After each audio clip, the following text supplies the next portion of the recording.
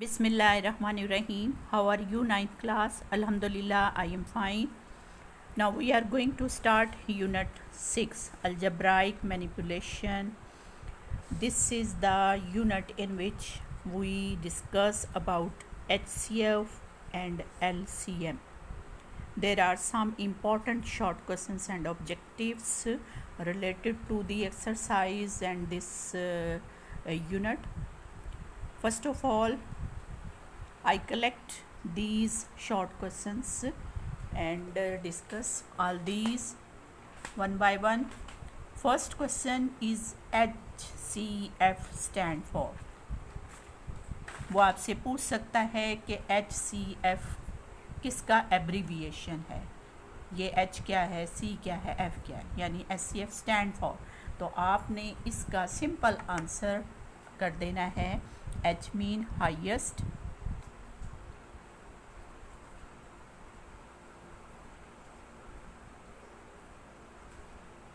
Highest common, C common factor, ठीक है, highest common factor.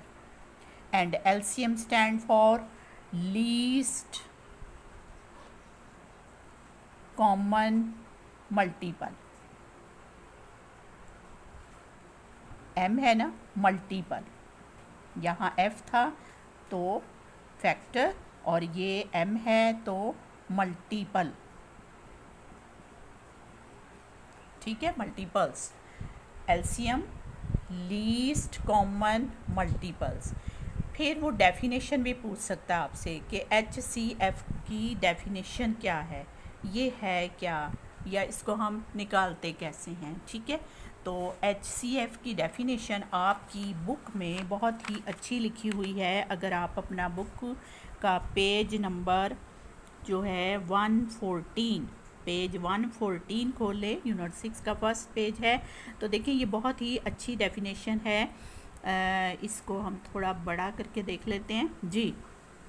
If two और मोर अलजब्राइक expressions are given, यानी जितने भी एक्सप्रेशंस आपको दिए हुए हैं जिनका आपने HCF निकालना है, देयर कॉमन फैक्टर्स, आप उनके फैक्टर्स बनाएंगे one by one her expression के, ठीक है. फिर उसमें से जो कॉमन फैक्टर्स निकालेंगे ना, उनको आप जितने भी आएंगे उनको आप मल्टीप्लाई कर लेंगे. This is the HCF. यही मेथड भी है, उसके वर्किंग रूल में भी यही आएगा और उसकी डेफिनेशन भी यही है, ठीक है. तो ये आपकी डेफिनेशन है, आपने यहाँ से ये याद कर लेनी है, ठीक है. ये डेफिनेशन आपको आ सकती है. फिर वो नेक्स्ट शॉर्ट क्वेश्चन पूछ सकता है, how many methods to find the HCF and LCM. दोनों को फाइंड करने के कितने मेथड हैं. तो इसके दो मेथड हैं. नंबर 1, ये भी आपकी बुक में देखें लिखा हुआ है नेक्स्ट पेज पर, by factorization and by division method. दो मेथड हैं इसके, by factorization, by division, right. ये दो मेथड आपने नाम के साथ बता देने कि there are the two methods. Number 1 by factorization, number 2 by division. Next short question वो पूछ सकता है, what is the relation between HCF and LCM, कि इन दोनों में क्या रिलेशन है. तो रिलेशन जो है ना वो आपका एक फार्मूले से जो है ये क्लियर हो जाएगा. अगर हम इसका फार्मूला देख लें कि LCM और HCF, इन दोनों को अगर हम प्रोडक्ट करते हैं, मल्टीप्लाई करते हैं, तो वो इक्वल आता है जितनी एक्सप्रेशंस आपको दी हुई हैं ना उनके प्रोडक्ट के. मतलब एक एक्सप्रेशन है जिसको आप P ऑफ X कह लें, दूसरी एक्सप्रेशन जिसको आप Q ऑफ X कह लें, अगर कोई और भी है उसको R ऑफ X कह लें. यानी जितनी भी एक्सप्रेशंस हैं उन दोनों को अगर हम मल्टीप्लाई करें, 2 को 3 को, तो वो इक्वल आता है product of the HCF and LCM के. These are the relation. अब देखें ये एक फार्मूला भी हमारे पास आ जाता है इस तरह से कि अगर ये मतलब 4 चीज़ें हैं, एक LCM है, एक HCF है और 2 ये चीज़ें, इन 4 में से कोई भी एक चीज़ वो अननोन दे सकता है, मतलब एलसीएम फाइंड करना है तो हम एलसीएम को यहीं रखेंगे, एचसीएफ को इसके नीचे ले जाएंगे, मतलब फार्मूला बन जाएगा P of x multiply Q of x divide by HCF. ठीक है, ये एलसीएम का फार्मूला आ जाएगा। और अगर एचसीएफ फाइंड करना है तो एलसीएम को नीचे ले जाएंगे। इधर से भी ऐसे ही है कि अगर कोई दो एक्सप्रेशन में से एक दे दी है और वो कह रहे हैं बताइए कि ये जो हैं दो एक्सप्रेशंस का एलसीएम और एचसीएफ दिया हुआ है, उनमें से एक एक्सप्रेशन ये है, दूसरी एक्सप्रेशन फाइंड करें, तो आप उसको भी जैसे क्यू को यहीं रखें, पी ऑफ एक्स को नीचे ले जाएं। ठीक है, तो इस तरह से इस रिलेशन से हम अननोन वैल्यूज़ भी फाइंड कर सकते हैं। ये हमारे पास एक फार्मूला आ जाता है, they if there are 4 things then 3 things are given and you can find the 4 unknown। ठीक है, तो ये हमारे पास एक शॉर्ट क्वेश्चन था कि जी क्या रिलेशन हो सकता है एचसीएफ और एलसीएम में, तो वो ये रिलेशन है अगर आपसे कोई पूछता है। नेक्स्ट शॉर्ट क्वेश्चन जो है वो पूछ सकता है कि what is the working rule of finding the LCM. अब देखें एलसीएम का ही क्यों पूछा उसने वर्किंग रूल, यानी एलसीएम फाइंड करने का क्या रूल है, क्या तरीका है, वो एलसीएम ही का क्यों पूछ रहा है। वो इसलिए कि एलसीएम एज़ कंपेयर दी एचसीएफ ज़रा अलग है, थोड़ा सा जो है कहना चाहिए कॉम्प्लिकेटेड है, इसलिए इसको फाइंड करने के ना 2-3 तरीके हैं। दो तो हमने वहाँ देख लिया ना कि एक फैक्टराइजेशन है, एक डिवीजन का मेथड है, एक और भी मेथड है जो मैं अब आपको बताती हूँ। देखें इसकी जो डेफिनेशन है ना, उससे आपको इसकी जो रूल्स हैं वो ज़्यादा क्लियर हो जाएंगे। हमने एलसीएम और एचसीएफ को फाइंड करने के 2 मेथड मैंने आपको बताए, एक था बाय फैक्टराइजेशन,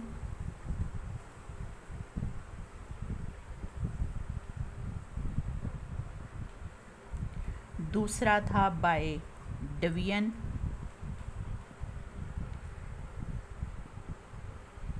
ठीक है।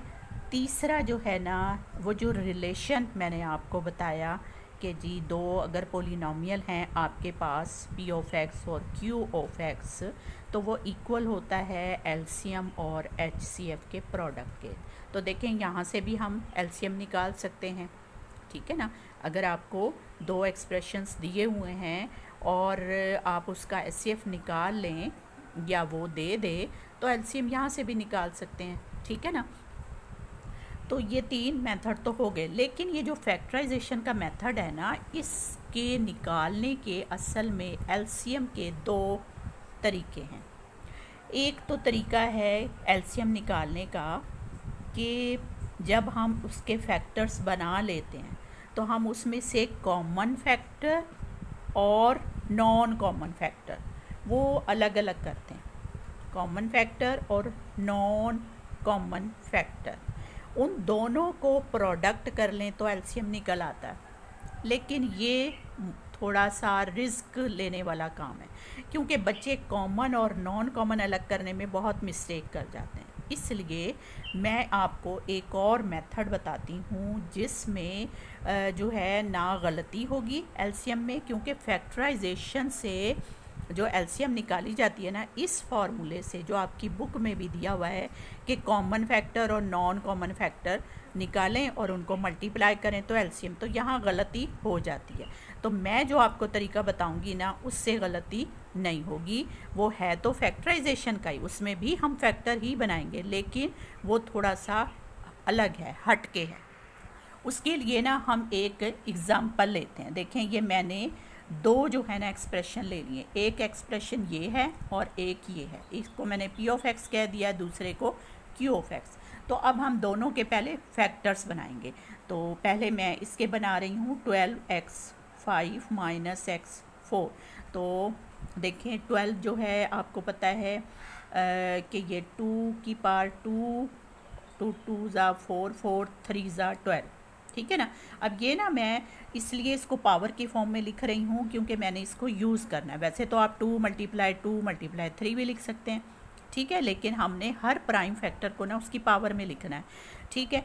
अब इसमें से क्या कॉमन निकल सकता है, x की 4, तो ये x की 4 कॉमन निकाला, अंदर क्या बच गया, यहाँ x बच गया और -1 बच गया, ठीक है, x की 4, यानी हमने जो मैक्सिमम पावर थी वो निकल सकती थी वो हमने निकाल ली।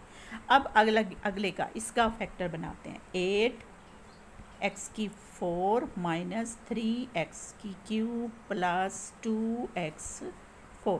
अब इसमें से देखें ये जो 8 है ये है 2 की पावर 2 2 4 4 2 8, यानी 2 की पावर 3 है, ठीक है। और इसमें से x की ये 4 है ना, x की 2 कॉमन निकल सकता है, तो x की 2 मैंने कॉमन भी निकाल लिया, ठीक है। अब देखते हैं अंदर क्या बचता है, यहाँ बच जाता है x की 2, क्योंकि पावर 4 है 2 निकल गई, यहाँ बच जाता है सिंपल 3x, 2 पावर निकल गई, एक है पावर बच गई, फिर प्लस 2 सिर्फ, क्योंकि x की 2 हमने कॉमन निकाल दिया, ठीक है। तो अब हम इसको भी देखते हैं कि ये भी मज़ीद फैक्टर हो सकता है, 2 की पावर 3। इसमें देखें अगर, तो ये स्प्लिटिंग मेथड से हमने देखें पहले 4-5 चैप्टर में यही मेथड फैक्टराइजेशन के सीखे हैं, तो आपको समझ आ गई होगी। तो ये स्प्लिटिंग करनी है हमने 3x की, तो ये देखें प्रोडक्ट एक्सट्रीम वैल्यूज़ का 2 है, तो हम इसको 2x - x में कर लेते हैं प्लस 2, ठीक, ये देखें 2x और ये दोनों 3x हो गए। अब 2 की 3 ये वैसे ही मैंने उतार लिया, इन दोनों पेयर में से x कॉमन निकलेगा, तो यहाँ x -2 बच जाएगा, इसमें से -1 कॉमन निकाल रही हूँ, तो ये x अंदर का साइन फिर -2। अब ये दोनों कॉमन है, सेम है, तो इसको भी बाहर निकाल दें, तो 2 की 3 x की 2, ये x -2 कॉमन निकल गया, यहाँ से बच गया x और इस पेयर में से बच गया 1। तो ये देखें अब हमने इनको फैक्टर्स तो कर लिया, फैक्टराइजेशन हमारी कंप्लीट हो गई। अब हमने क्या करना है, हमने इस फॉर्मूले से नहीं कि कॉमन अलग करें नॉन कॉमन अलग करें, ठीक है ना। तो और दूसरा मेथड जो मैं आपको बताना चाह रही हूँ वो, उसमें मैंने क्या करना है कि हर प्राइम फैक्टर यानी हर फैक्टर की मैक्सिमम पावर उठानी है। अब देखें एक फैक्टर यहाँ पे 2 है, ठीक है ना, इस वाले एक्सप्रेशन में 2 है और इधर भी 2 है, तो 2 की हाईएस्ट पावर मेरे पास है 3, 2 की पावर 3, तो वो मैंने उठा लेनी है, 2 की पावर 3। अब एक फैक्टर है x, इसमें भी x है और इसमें भी है, तो यहाँ x की पावर हाईएस्ट 4 है, तो ये मैंने उठा लेनी है।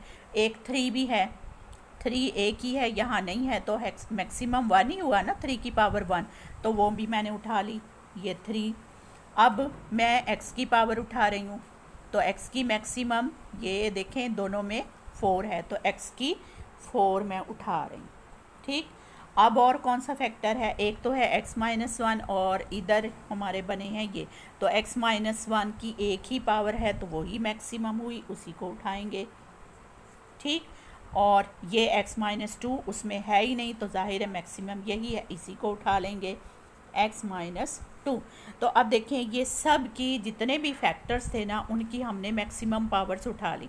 2 की पावर 3 मैक्सिमम थी दोनों में, 3 की एक ही थी पावर, वो उठा ली हमने, x की 4 मैक्सिमम थी वो उठा ली, x -1 एक ही था वो उठाया, x -2 एक ही था वो उठा लिया। अब इन सब को आप मल्टीप्लाई कर दें तो आपका जो है एलसीएम आ जाएगा, तो 2 2 ज़ा 4, 4 2 ज़ा 8, 8 3 ज़ा 24, 24 x की 4, x -1 and x -2, this is the LCM, ठीक है। देखें इसमें अब गलती क्यों नहीं हो सकती, क्योंकि हमने कोई कौन सा कॉमन नॉन कॉमन अलग तो नहीं किए, ठीक है ना, हमने तो मैक्सिमम पावर्स उठा ली और उनको आपस में प्रोडक्ट फॉर्म में लिख दिया। अब देखें अगर आप कहें कि जी वो ज़्यादा आपको इजी लग रहा है कॉमन नॉन कॉमन, देखें वहाँ गलती हो सकती है। वो कैसे हो सकती है, ये फैक्टर बने हुए हैं, मैं आपको यहाँ पे कॉमन और नॉन कॉमन अलग करके बताती हूँ। देखें पहले तो कॉमन, तो 2 की पावर 2 यहाँ कॉमन है, यहाँ भी 2 की पावर 2 है, ठीक है ना, तो वो कॉमन, पहले कॉमन फैक्टर उठाएं, ठीक है। यानी 2 दफ़ा 2 जो है वो कॉमन है। फिर 3 इसमें कॉमन नहीं है क्योंकि इसमें नहीं है, तो वो तो कॉमन नहीं है। हाँ, x की 2 कॉमन है, ये x की 2 कॉमन है। और क्या कॉमन है? अब ये x माइनस 1 कॉमन है, इसमें भी है, इसमें भी है, ये उठा लें x माइनस 1। ये हमने कॉमन वाले फैक्टर उठा लिए, ठीक है। अब उठाते हैं नॉन कॉमन। तो नॉन कॉमन में देखें, यहाँ x की 2 वो तो निकल गया, अब ये बच गया x, ये 2 की पावर 1 बच जाएगी क्योंकि 2 तो हमने उठा लिए थे, ये 1 पावर बच जाएगी। तो नॉन कॉमन में अब हमने वो उठाने हैं जो बच गए हैं, लेकिन बचे हुए में भी हमने ये देखना होता है कि क्या वो पहले आ चुका है, किसी और में भी आ चुका है। बच्चे क्या करते हैं, जितने बच जाते हैं ना वो सारे उठा लेते हैं, तो ऐसा नहीं है, फिर वहीं गलती हो जाती है, ठीक है ना। तो अब देखें यहाँ पर नॉन कॉमन में एक 3 बच गया है, फिर हमारे पास एक x की 2 बच गई है पावर, क्योंकि ये 2 तो निकल गई, x की 2 बच गई। फिर यहाँ पर एक 2 भी बच गया, ठीक है ना, क्योंकि ये देखें 2 आ गया था तो एक 2 भी बच गया। और ये नीचे x माइनस 2 भी बच गया क्योंकि ये भी कॉमन नहीं है, उसके अंदर नहीं है, तो ये हमने उठाना है।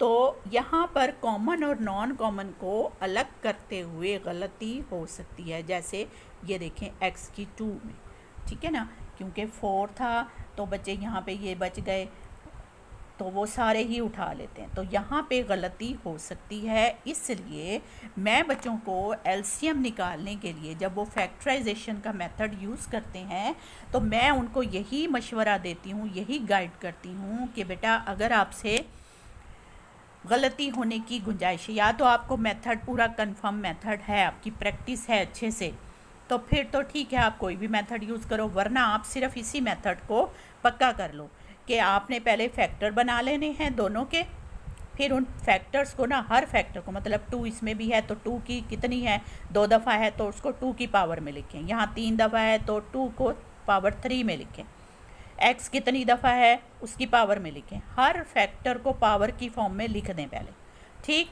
फिर जब आप फैक्टराइजेशन कंप्लीट कर लो तो फिर आपने उनकी मैक्सिमम पावर उठानी है हर फैक्टर की। 2 की कितनी मैक्सिमम है, 3 की कितनी मैक्सिमम है, 1, x की कितनी मैक्सिमम है, ये, इसकी भी 1, इसकी भी 1, बस फिर उनको आपने प्रोडक्ट की फॉर्म में लिख देना है तो वो एलसीएम आ जाएगा। तो ये मेथड जो है ऐसा कंफर्म मेथड है कि जिसमें गलती नहीं हो सकती। इंशाल्लाह अगर आपकी फैक्टराइजेशन परफेक्ट है, फैक्टराइजेशन पे आपको होल्ड है, जो हम पहले 2 चैप्टर्स में करके आए हैं, आपने वो मेथड देख लिया है, सीख लिया है। अगर कोई नया बच्चा है उसने वो वीडियोस मेरी नहीं देखी हैं तो पहले आप चैप्टर 4 और 5 को अच्छे तरीके से देखें, समझें, वो बहुत इम्पॉर्टेंट हैं एग्ज़ाम के पॉइंट ऑफ व्यू से, आपके ऑब्जेक्टिव कॉन्सेप्ट के पॉइंट ऑफ व्यू से। उनको देखना समझना बहुत ज़रूरी है, उनको देखें, फिर आपको ये चीज़ें बहुत अच्छे तरीके से समझ भी आ जाएंगी, ठीक है। तो अब देखें यहाँ पर एलसीएम निकालने का ये मेथड जो है ये परफेक्ट मेथड है, इसमें गलती की गुंजाइश नहीं है अगर आपके फैक्टर बिल्कुल ठीक बने हुए हैं, ठीक है ना। मैं फिर बार बार कहूँगी कि फैक्टराइजेशन आपकी कंफर्म होनी चाहिए, ठीक है। तो ये थे बेटा आपके शॉर्ट क्वेश्चंस जो बहुत ही इम्पॉर्टेंट थे। नेक्स्ट वीडियो में इंशाल्लाह मैं आपको जो है ना एक्सरसाइज शुरू करवाऊँगी 6.1, ठीक है। दुआओं में याद रखिएगा। अल्लाह हाफ़िज़।